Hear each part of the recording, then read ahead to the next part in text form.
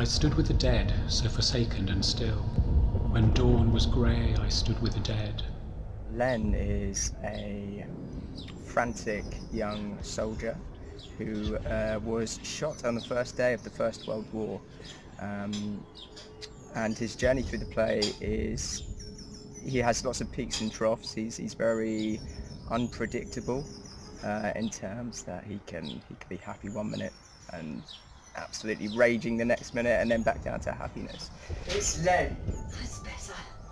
How's your pulse? Racing. No change there. No change anywhere. Soldier. So yeah, he goes on an emotional roller coaster really, and then see lots of secrets come out later on in the play. My character is Constance. She likes to be known as Connie, and she is a nurse within the hospital that we're brought into, and she has to take care of the two patients. She's very down to earth, very happy-go-lucky, even though I think her parents tried to take that kind of out of her, take that away from her, not let her be herself. She's a bright, bubbly, down-to-earth, jolly, up for a bit of fun character. First time I saw him, he was a fat general on a horse. Sorry, I meant to say this. A general on a fat horse. He was a fat general on a fat horse.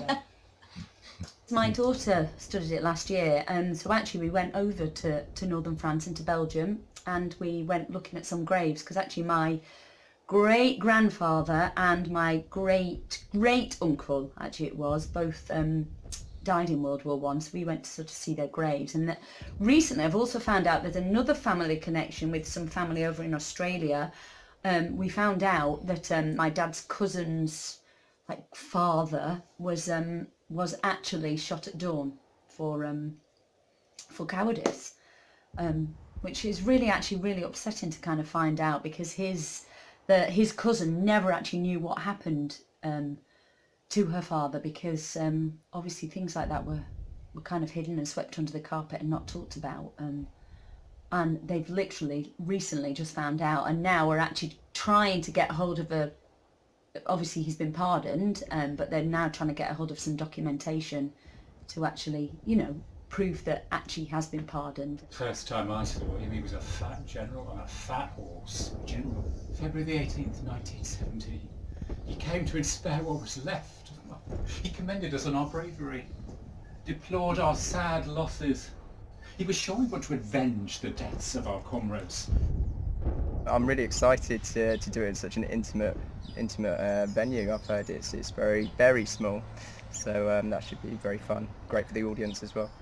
The space is fantastic, very, very atmospheric, absolutely perfect for this piece. It's in the police cells, the old police cells, which is underneath the town hall in Brighton. So you come into the town hall, it's all very, professional and very council-y, and you go down some wonderful, very narrow stairs. They kind of get narrower and a little bit more crumbly as you get down to the bottom. And then you come into this amazing space, and it's going to be all candlelit. And as I say, it's just very atmospheric, because it's very dark down there. There's no windows.